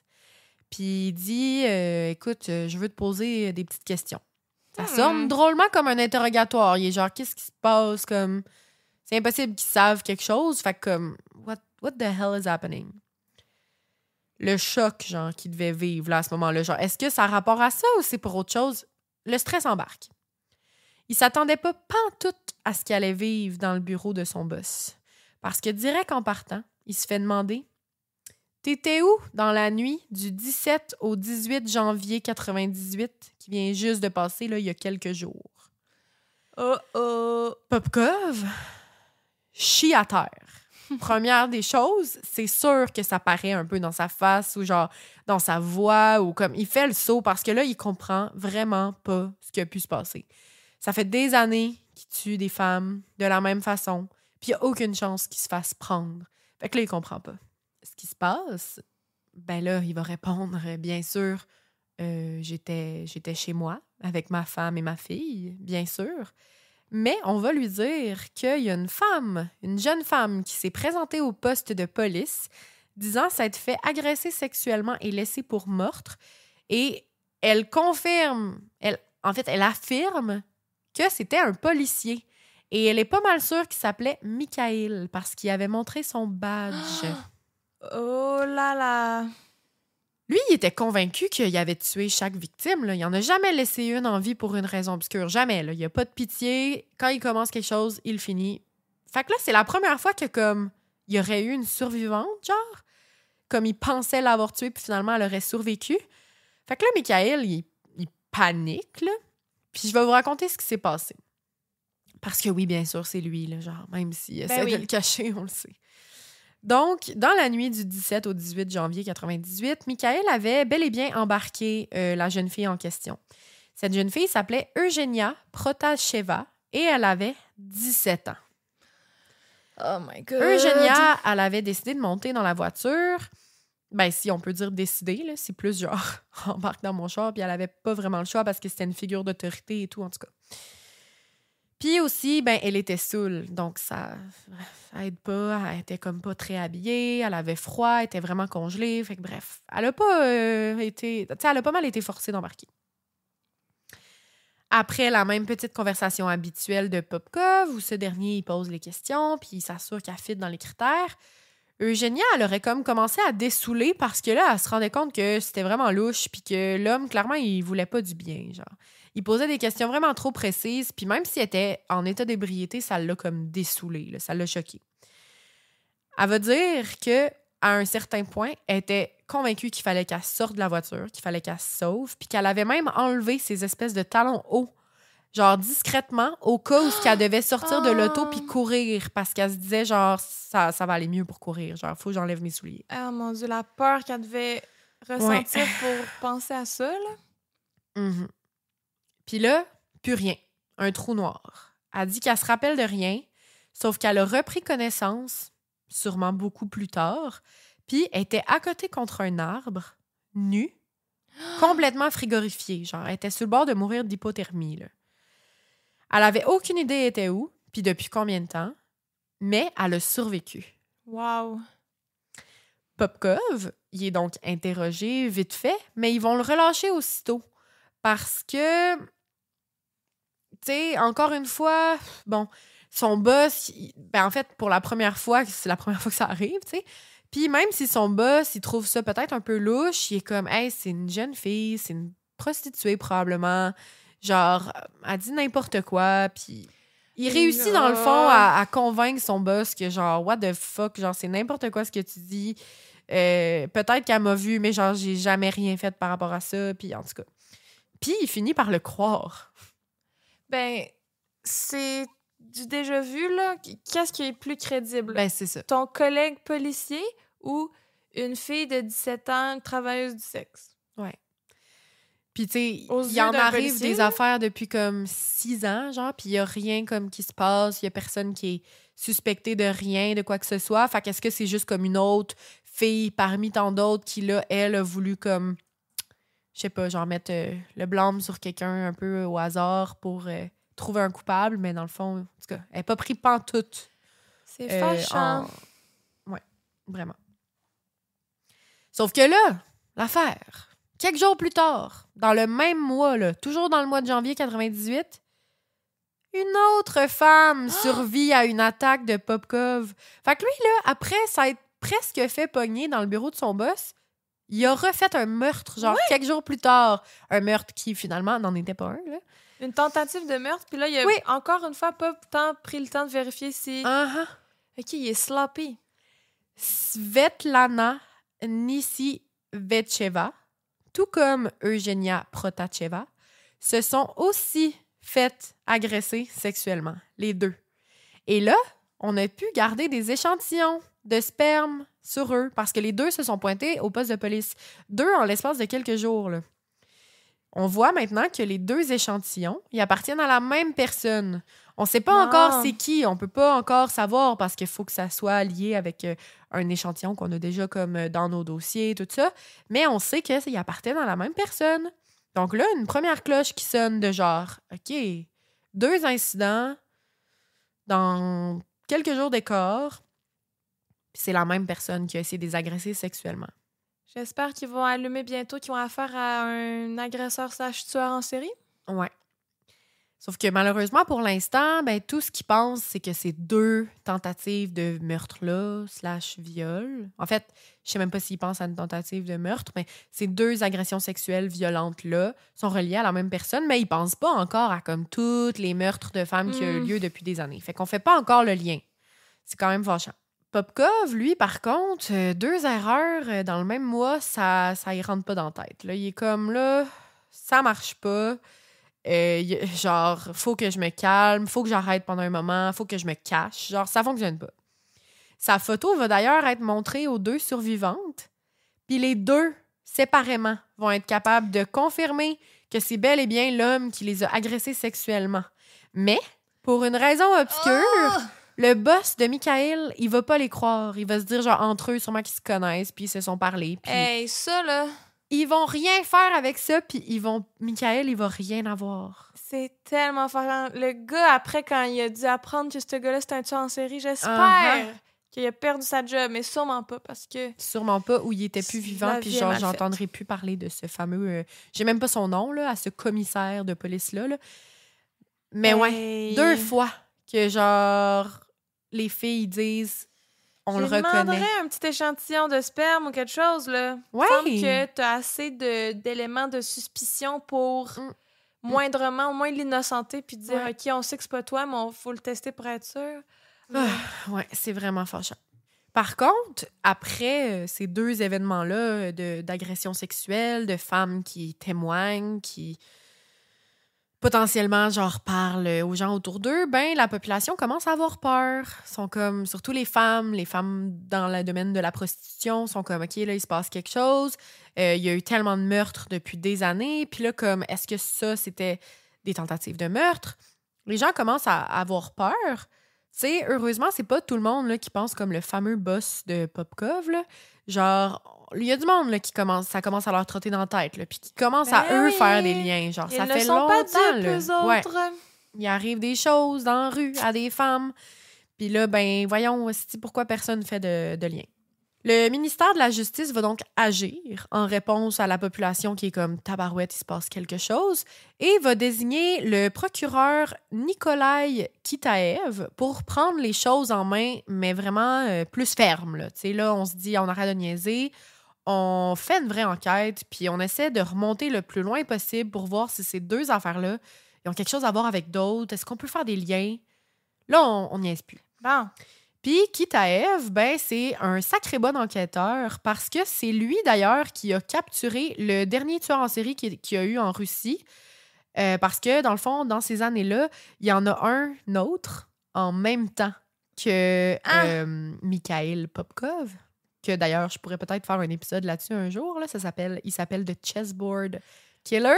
Ça, je pense que je connais un peu l'histoire. Ouais. Mais oui. Mais c'est ça, celle-là, je pense qu'elle est plus connue, mais il est moins prolifique. Il a moins été prolifique que Mikhail Popkov. Mais bref, il était en même temps. Sauf que juste avant, fait que fin des années 80, genre en 89, je pense, Kitaev, c'est lui qui a capturé Vassili Kulik, qui est un des plus grands tueurs en série russes également. Il a fait 13 meurtres et 30 viols. Donc là, on a comme des mêmes patterns. Fait qu'en mettant Kitaev chef des opérations, là, puis il a déjà fait une arrestation, il a déjà fait des liens, il est habitué de travailler là-dedans, on se dit, crime, on est sur la bonne voie. Là. On va faire quelque chose. Il y a de quoi qui se passe. Kitaev, il va dresser un portrait robot du tueur. Une espèce un profil type là, pour savoir c'est quel genre de personne. Fait que de un, ben, on est convaincu que c'est un homme. On a trouvé du sperme, donc un homme. Il estime dans la trentaine, quarantaine, pas trop clair. On dit de lui que c'est un Européen, en tout cas. Et probablement divorcé, en tout cas. Vraiment pas le cas, c'est un père de famille. Ouais. On parle de misogynie pathologique qui remonte de très loin. On pense que c'est quelqu'un qui a une bonne condition physique, qui est un homme assez fort parce qu'il a déplacé... il pourrait avoir déplacé plusieurs corps et tout et tout. Il se déplace en voiture, puis il s'attaque principalement à des prostituées ou des femmes alcooliques, junkies, qui consomment. Bref. Et on dirait que c'est la définition de tous les tueurs en série. C'est exactement ma prochaine phrase. Cette description de profil type, c'est exactement... Ça décrit pas mal tous les hommes autour de lui à ce moment-là en Russie, malheureusement. Et c'est Genre, ça. pas tous les hommes, là, on s'entend, là, j'exagère, je m'excuse à tous les hommes que je pourrais avoir insultés, mais il y en a beaucoup des hommes misogynes qui pourraient être dans le profil à ce moment-là. Ça va pas. Ben, puis c'est pas très aidant, je trouve, comme profil type. Là. Non, c'est ça. C'est très vague, là. Il y a C'est rien très, de très précis, puis... Mais il commence par quelque chose, tu sais. Ben oui, non. Au c'est moins, ça. il y a une enquête. Mais pour l'instant, ça va pas mener à grand-chose pendant encore plusieurs années. C'est ça, là. Pendant environ 2 ans, Mikhail Popkov va rester encore une fois un peu calme, sous le radar, pour essayer de pas attirer les soupçons vers lui. Mais pas juste pour pas attirer les soupçons vers lui. C'est pas juste parce qu'il a comme eu une prise de conscience ou whatever, de genre je devrais arrêter. Non, non, non, non, non. Il arrête pendant 2 ans parce qu'il a contracté la syphilis. Oh! Là, il veut pas que ça se propage parmi les femmes, d'un coup qu'il y a d'autres survivantes. Il veut pas, genre, que ça se retrouve à lui si on sait qu'il a la syphilis, si on l'apprend. Il va même pratiquer l'abstinence à partir de maintenant, même avec sa femme, parce qu'il veut pas y donner, il veut pas qu'elle fasse des liens, qu'elle ait peur de où est-ce qu'il a attrapé ça, tu sais. Fait qu'il va vivre ça comme en cachette, puis il va être quand même malade parce que Oui, ça c'est va une prendre grosse du maladie, temps. là. Ça va prendre du temps, ouais, c'est ça, avant qu'il y ait des traitements, puis tout ça, puis un coup qu'il va en avoir, ça va être en cachette. Mais c'est vraiment juste pour ça qu'il a pris une pause, parce que sinon, je pense pas mal qu'il aurait continué. Là. Ben oui, c'est sûr. Sauf que là, son abstinence forcée, là, elle va brouiller encore plus les pistes de la police, parce que là, ils sont comme, OK, est-ce que le tueur est déménagé? Es-tu parti? As-tu arrêté? Est-ce qu'il est mort? Genre, là, est-ce qu'on va avoir des chances de le trouver? Tu sais, là, c'est encore plus dur. En décembre 98, Mikhail Popkov va même démissionner de la police pour prendre du temps avec sa famille, un métier trop stressant, peu importe le nombre de bullshit qui va sortir. Il se dit qu'en étant encore plus loin, il y a moins de chances de se faire pogner. Fait qu'il va genre se reculer un peu, trouver des petites job-ins comme avant, puis se concentrer sur sa famille. Genre, ish. OK. Le 2 juin 2000, les meurtres continuent parce que Mikhail Popkov est guéri de la syphilis ou du moins n'est plus contagieux ou je sais pas comment ça fonctionne. Les meurtres soudainement recommencent. Maintenant qu'il est plus dans la police, par contre, il va arrêter de prendre des armes dans les forensic evidence. À place de ça, il va commencer par prendre des choses dans la rue. Genre, il va trouver des battes de baseball. Après ça, il va trouver un couteau, un outil qu'il a vu quelque part. Tu sais, comme vraiment, puis souvent, il essaie d'aller voir les petits bums, genre, dans les ruelles, puis il leur pique des affaires. Comme ça, il y a d'autres empreintes digitales, puis il prend tout le temps des affaires vraiment random, tout le temps différents. Mais même s'il n'est plus dans la police, il va garder son badge avec lui. Comme ça, même s'il n'y a plus de char de police, même s'il est rendu un nowhere, il va pouvoir continuer d'être chauffeur de taxi puis de montrer son badge de police pour essayer de garder la même affaire qu'avant. Ça m'énerve, il est quand même bon. Oui. Malheureusement. Il va se trouver un nouveau job qui le pousse en fait à un peu plus voyager. Genre... c'est comme pas clair c'est quoi qui va être, mais je pense que c'est en lien avec les voitures, genre la vente de voitures. Mais ça va faire en sorte que des fois, il a besoin de changer de ville. Puis il se promène vraiment beaucoup, souvent en train ou des fois avec sa propre voiture. Mais quand il est avec sa propre voiture, ben, ça le permet d'aller plus loin, d'être plus longtemps tout seul. Il a moins besoin de mentir à sa femme puis sa fille, probablement, pour genre « Hey, cette nuit, j'étais pas là parce que blablabla ». Puis aussi, ben, là, il couvre un plus grand territoire. Là. Il n'est pas juste dans la ville de Angarsk, qui est rendu un petit peu plus loin. Donc là, soudainement, il change de job et les meurtres, ils sont plus sur un plus grand territoire. Voilà. Mm-hmm. Le procureur, excuse-moi, il va commencer à faire affaire avec d'autres agents, un peu comme de type FBI, mais en Russie, là, je ne sais pas exactement les noms, qui sont comme professionnels et spécialisés dans les tueurs en série avec le temps. Fait que là, il les fait venir dans la ville de Angarsk. J'ai de la misère à le dire, mon Dieu. Puis là, il se dit comme, ensemble, on va, tu sais, là, L'enquête est décollée, là. Genre là, on n'arrête pas tant qu'on ne trouve pas c'est qui. Fait qu'on va mettre toutes les chances de notre bord. Ils vont retracer tous les meurtres depuis le tout début des années 90. Ils se disent, il faut qu'on essaie de trouver la première affaire. C'est sûr que là, c'est un tueur en série. C'est sûr qu'il se passe quelque chose. On va essayer de retracer genre le plus loin qu'on peut aller. Juste après l'autre tueur en série qui avait déjà arrêté. Là. Puis là, on va essayer de faire des liens, genre des 1+1, trouver des similitudes entre les cas et tout et tout. Les enquêteurs, ils vont réussir à faire une liste de suspects. Comment ils ont fait ça? C'est une bonne question. Là. Ça va prendre vraiment beaucoup de temps, mais en 3 ans, ils vont recenser 30 000 noms. Une liste de 30 000 suspects. C'est long, là. Mais ça fait peur qu'il y ait 30 000 personnes qui pourraient potentiellement être des tueurs en série. Puis j'espère que Popkov est là-dessus. Là. Il a été identifié par 2 personnes. Je confirme qu'il est là-dessus, pour Fio. l'instant. Il est dans les 30 000 suspects. Ça va prendre des années. Puis ça, ils savent très bien là, que ça va être long. Mais ils abandonnent pas. Ils sont sur leur genre de processus de faire des listes. Et là, ce n'est qu'un début. Sauf que 30 000 personnes, c'est beaucoup. Là. On est encore en mode aiguille dans une botte de foin. Dans mon livre à moi, Popkov devrait être en premier. Il a été identifié par 2. C'est le seul, tu sais, qui a commis des gens. Semble que tu commences par lui, tu le raides la liste, tu sais. Oui. Si mais il y a du monde, probablement, là, c'est pas tout dit dans les sources, mais tu sais, il y a sûrement du monde qui ont des casiers judiciaires puis qui sont aussi suspectés à ce moment-là. Mais là, j'ai pas les noms de ces personnes-là. Ouais, j'avoue. Pour nous, c'est évident, Popkov, mais pour eux, il y a probablement plein de monde qui sont plus suspects qu'un gars qui était dans la police, tu sais. C'est vrai. Mais bon, juste pour qu'on n'oublie pas. À un certain point dans l'enquête, le procureur, il va se concentrer sur les 2 femmes survivantes qui dit avoir été violées par un policier. Ils vont retracer les femmes et vont leur refaire passer le même interrogatoire qu'à l'époque, mais cette fois-ci sous hypnose. Ouh! On est en quelle année, là? On est à ce moment-là... c'est après les années 2000. C'est comme début des années 2000 parce que les meurtres ont recommencé. Je dirais entre 2000 et 2010. Là, l'hypnose est en train d'entrer en ligne de compte. T'sais, on essaie le tout pour le tout. On se dit, si on est capable de faire dire à ces femmes-là la même chose qu'ils ont dit à l'époque, sous hypnose, on va les croire. Genre, puis on va avancer là-dessus, les recherches.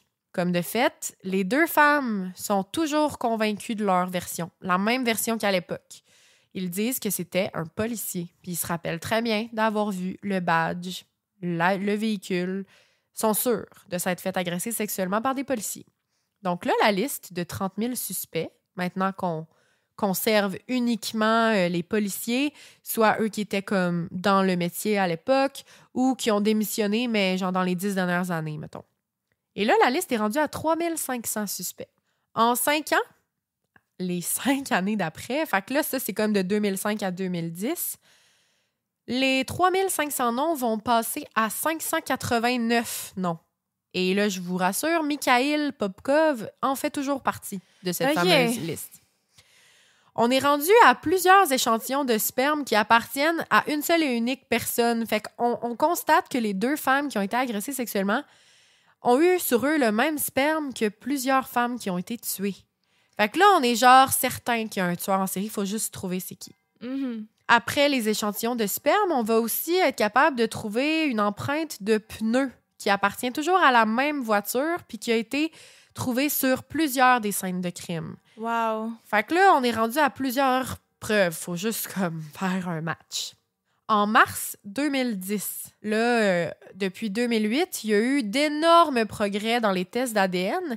Puis en 2010, on a pu être capable de déterminer que l'ADN qu'on avait là, avec le sperme et tout, on a pu être capable de déterminer le groupe sanguin de la personne qu'on avait, la même personne.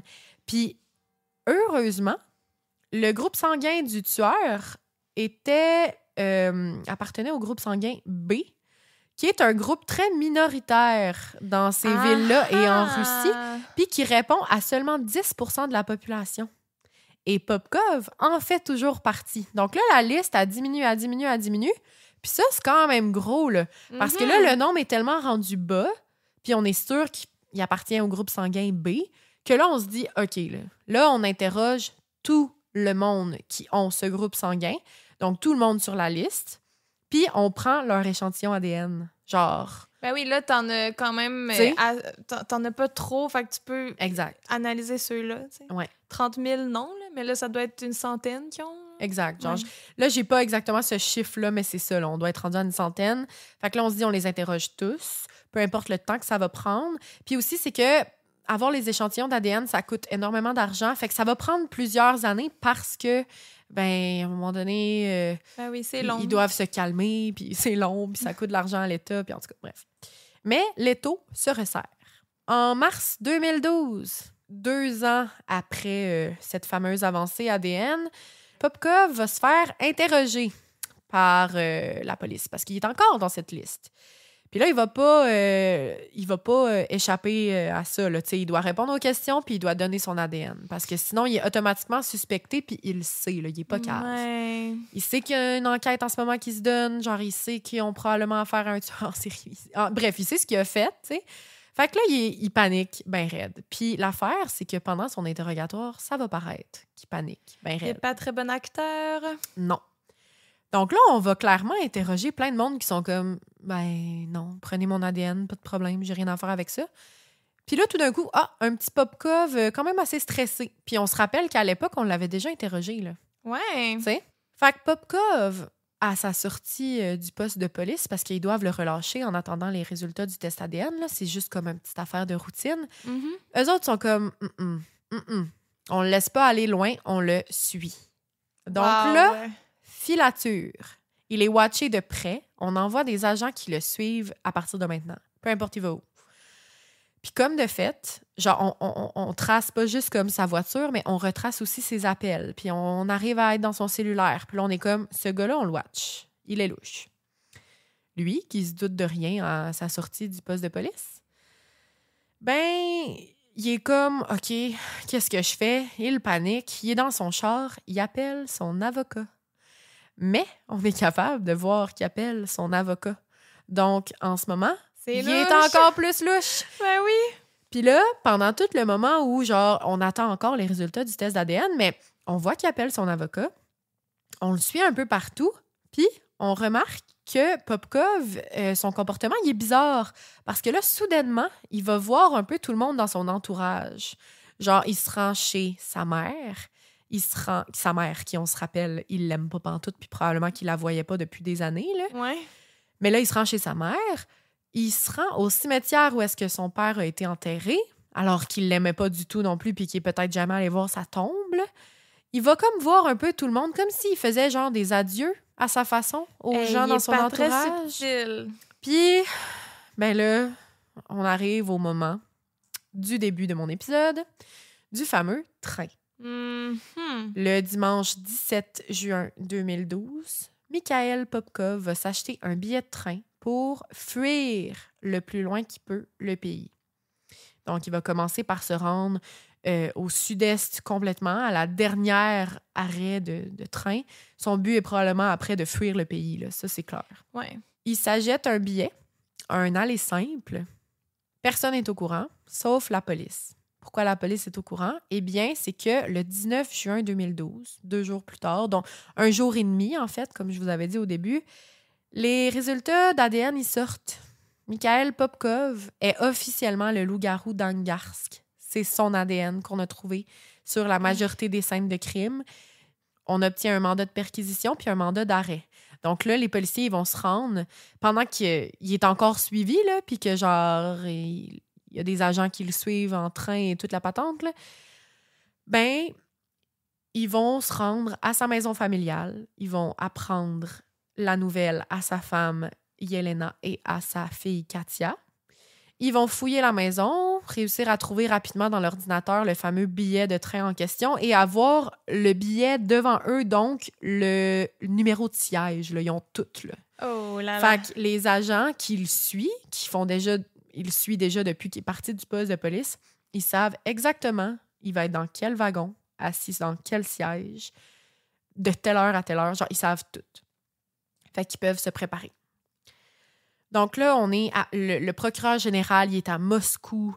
Il y a comme tous les gens qui se parlent, genre les FBI, entre guillemets, de la Russie, les policiers de la petite ville d'Angarsk, les gens qui sont à distance puis qui suivent Mikhail. Genre, tout ça, ça se passe en même temps.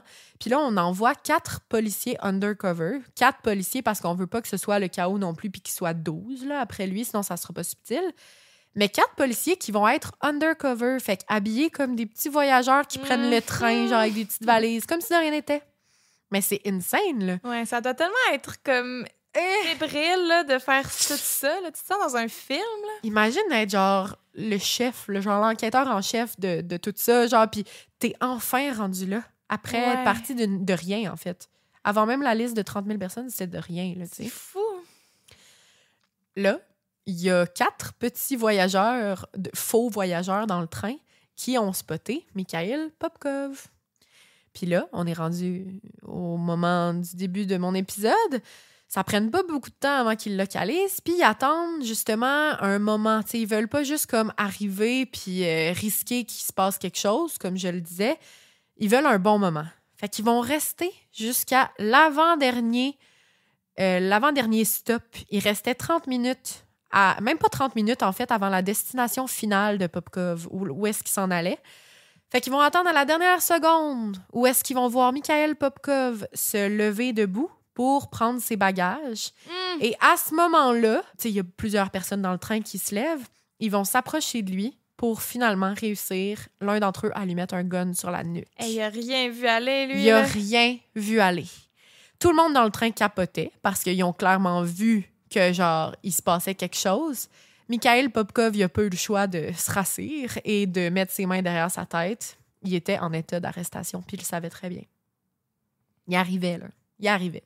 Et... Imagine, là, ça faisait 1 jour et demi qu'il était dans le train. Puis il était, genre, sur le bord de sa fuite, mais tout le long, il y avait du monde, genre, qui savait, là, qui était avec lui. Pendant 1 jour et demi. C'est capoté. Puis il attendait juste les nouvelles au téléphone de leur boss, là. Genre, les résultats d'ADN, le siège, OK, blablabla, OK, c'est lui, ben, go. Wow. Dès qu'il va être amené au poste, les policiers ils vont genre vouloir faire l'interrogatoire tout de suite parce que Mikhail Popkov, il est sous le choc. Là. Tout s'est déroulé vraiment rapidement dans les derniers jours. Fait qu'ils veulent comme être capables d'y tirer les verres du nez le plus vite possible. Mikhail, il va commencer par avouer les meurtres... des échantillons de sperme. Dans le fond, les policiers ils disent « On a tes échantillons de sperme sur telle victime. » Fait que là, ben, c'est dur pour lui de dire autre chose. Fait que, tu sais, il a été dans la police quand même, il est pas cave. Il va assumer ces meurtres-là, mais pas plus. Puis là, ça va prendre beaucoup trop de temps parce que monsieur, il aime ça niaiser. Il va comme, au compte-gouttes, confirmer juste le nombre de meurtres qu'il a besoin. En fait, juste ceux qu'il n'a pas le choix de dire, genre, oui, c'est moi, parce que là, ils ont trouvé des choses. Il avoue pas au complet, là. Il avoue pas au complet, puis ça fait que, encore, genre, les enquêtes sont pas finies, là. On continue de chercher des preuves, puis des gens, puis des nananas, puis est-ce que c'est toi? Puis là, quand ils sont sûrs, ils le disent, puis là, ah oui, celle-là, c'était moi. Fait que, genre, c'est au compte-gouttes pour, finalement, après 2 ans et demi, on est après son arrestation, là, il est en prison en attente de tout ça, mais 2 ans et demi plus tard, juste avant le procès, on va être capable en fait capable d'amener en procès 22 meurtres confessés. Quand même, là. 22. Mais je te dis, c'est loin d'être 22 meurtres. C'est beaucoup plus. Hey. Le procès, il va commencer en janvier 2015. Genre, le temps, il passe, là, ça n'arrête pas. Dans le rapport du psychiatre, parce qu'on va évaluer pour savoir s'il est correct ou pas, puis capable de suivre son procès, on va confirmer, en fait, qu'il est bel et bien capable de savoir la différence entre le bien et le mal, puis qu'il est tout là, genre, il sait tout ce qu'il a fait. Il sait que ce qu'il a fait, c'est mal. C'est terrifiant, là. On va le diagnostiquer comme sadique, mais sain d'esprit. Genre, c'est comme, en tout cas...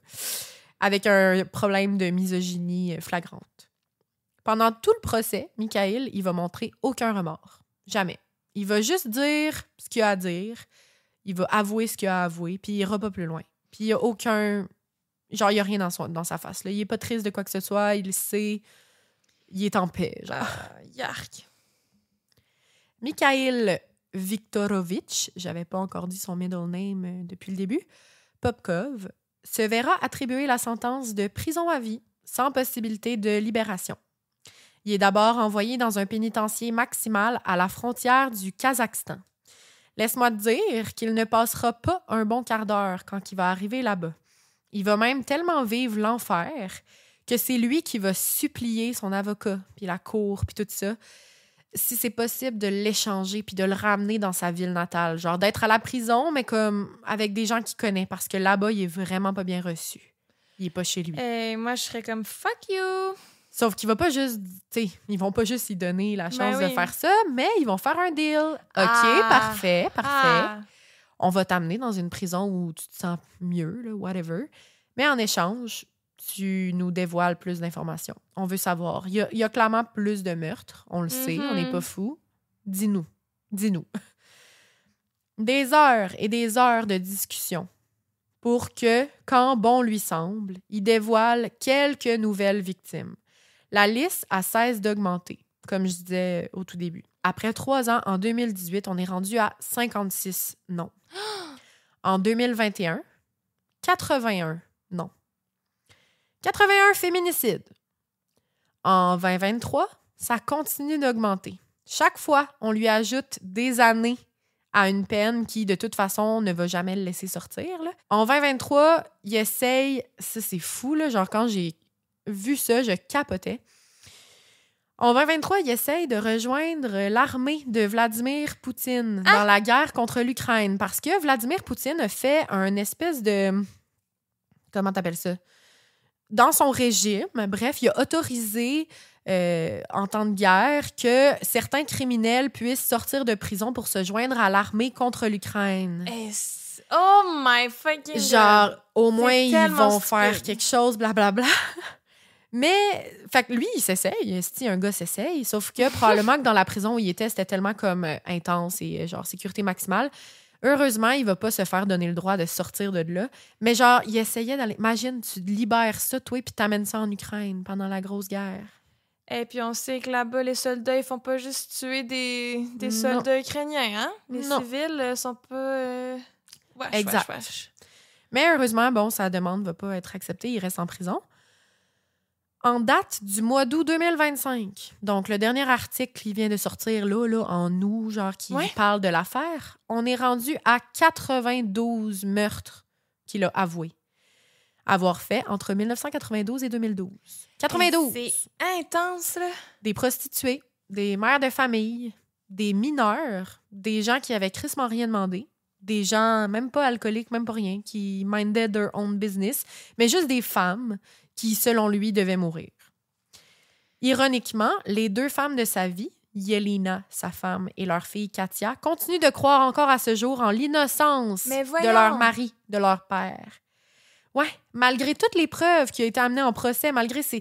Il a avoué! Il a avoué! Il continue de croire qu'il se fait manipuler à dire ça, puis qu'il n'a jamais rien fait. Son brainwash bien raide, puis on va dire 2 qui sont un peu comme des loulous, là, genre ils sont pas saines d'esprit de croire ça, mettons. Tellement c'est évident. Genre. Pauvre elle, ça fait pitié. Ouais. Aujourd'hui, Popkov, il a maintenant 61 ans. Il a récemment été transféré dans un pénitencier qui s'appelle Black Dolphin. Il faut savoir que c'est l'un des pires centres correctionnels au monde. Genre, terrible. Il se situe dans la République de Mordovie, située à quelques kilomètres de Moscou, là, toujours en Russie. La prison, cette prison-là, elle abriterait comme tous les plus dangereux criminels de la Russie. Genre, justement, les tueurs en série, les violeurs, les pédophiles, mais genre vraiment les plus dangereux. Là-bas, les détenus sont isolés dans leurs cellules. Pas de fenêtre, pas de possibilité de voir à l'extérieur. Sont surveillés aussi 24 heures sur 24. Il y a tout le temps des gardes qui les observent. Puis ils n'ont jamais le droit de s'asseoir ni de se coucher sur leur lit, sauf la nuit. Puis ça, là, c'est des périodes de 16 heures. Fait que dès que l'alarme du matin sonne, ils doivent être debout dans leur cellule ou des fois, ils sont permis d'aller ailleurs, comme faire des exercices, faire des affaires pour pas qu'ils soient juste comme... qu'ils meurent là, je sais pas comment dire. Mais, genre, ils sont checkés à toutes les 15 minutes. Ils n'ont jamais le droit de s'asseoir, de se coucher. Quand ils sont dans leur cellule, ils doivent être debout. Pire Cauchemar. Wow. Les prisonniers là-bas, ils mangent que de la soupe, du liquide. Fait que ça doit pas aller, là, leur corps. Là, ça doit être terrible. Puis la pire règle qu'on dit de cette prison-là, c'est que, oui, des fois, ils ont le droit de quitter. Peut-être qu'ils leur font prendre l'air de temps en temps, là, genre l'air entre gros guillemets, des entraînements, bon, de la bouffe, tout ça. Mais chaque fois qu'ils sont déplacés de leur cellule, déjà, ils voient rien là, à travers leur cellule. Chaque fois qu'ils sont déplacés, ils ont un bandeau autour des yeux. Fait qu'ils savent jamais, genre, ils sont où. Ils sont désorientés. Fait que même s'ils seraient capables de, genre, s'enfuir. La prison est tellement comme un labyrinthe, puis ils ont jamais vu, genre, ils passaient par où, telle personne était où, puis blablabla, qu'ils sont tous désorientés. Ils voient jamais, genre, où est-ce qu'ils s'en vont. Ils voient juste le point A puis le point B, that's it. Ils voient pas le chemin. C'est fucked up. Terrifiant. Encore aujourd'hui, à ce jour, c'est le tueur en série, le plus grand tueur en série célèbre de la Russie. The Werewolf Killer, The Wednesday Killer. Wednesday, pourquoi?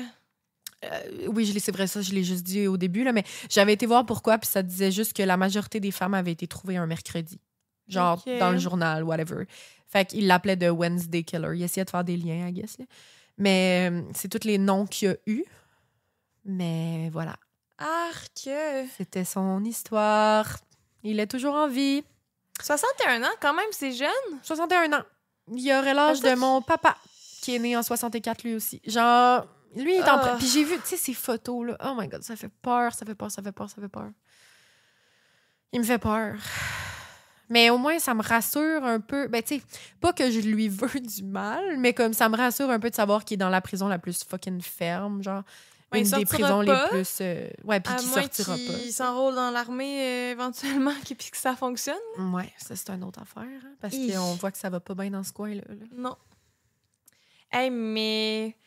Félicitations pour cette histoire. Beaucoup d'informations pour un pays qui en sait presque rien parce qu'il bloque toute source extérieure parce que c'est une dictature complètement fucked up là-bas. Là. Mais t'as réussi à trouver quand même beaucoup d'infos. Mais comme, aucunement de ta faute, mais c'est dommage que comme les 92 victimes soient genre anonymes un peu. Là. C'est ça. Genre, honnêtement, là, le plus d'infos que j'avais, c'était pas, tu sais, je veux dire, j'ai pas accès à rien de la Russie, là, on s'entend, là. Il y a, genre... Mais le peu d'infos que j'avais, c'était comme des pays européens, genre la France, comme, je sais pas si c'est parce qu'ils sont plus proches, mais c'était beaucoup des articles français. Hey, mais c'est ironique? Pas ironique. Peut-être c'est le bon terme, mais là, mon histoire de la semaine prochaine aussi. Hein? C'est en Russie. C'est pas vrai. Ouais, mais c'est complètement différent, là. Mais c'est quoi les odds? On s'est pas parlé, là. On va enregistrer direct après, là. Oui, c'est pas là, comme si tu me disais, hey, je vais écrire... Non. Non, on enregistre dans 3 minutes, ça va être mon tour, là, puis... OK, mais là, voyons donc. Pour un pays qu'on n'avait pas exploré, là, back à back. OK, mais c'est insane. Mais c'est complètement différent, inquiétez-vous pas. OK, parfait. Mais là, j'ai hâte de savoir, mon Dieu. Mais pour vrai, là... En faisant mes recherches, comme des fois, j'écrivais le nom des villes juste pour voir ça se situait où, là, genre à quel point comme ça se déplace dans l'histoire, parce que écoute, j'ai aucune idée de ce pays. La Russie, ça a bougé aussi, là. Ouais. À travers le temps, là.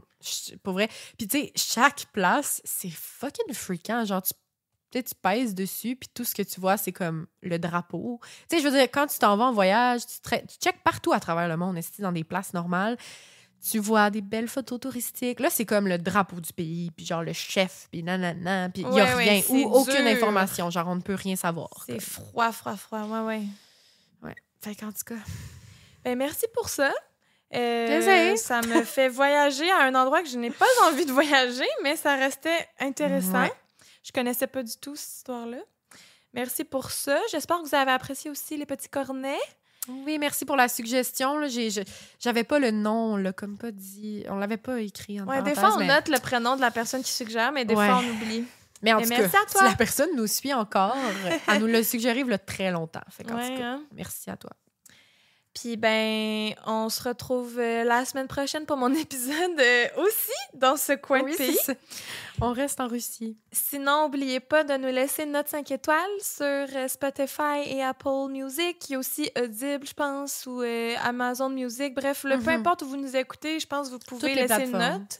Ouais. Et abonnez-vous sur Instagram et Facebook. Oui, puis restez à l'affût des ventes de billets pour la tournée. Fait que... La tournée achetez vos billets, mortuaire! peu importe vous êtes où au Québec. Ben là, c'est sûr. Calme-toi, Christine. Là. Si mon prêtre, je vais être genre, wow, tu me mets de la pression.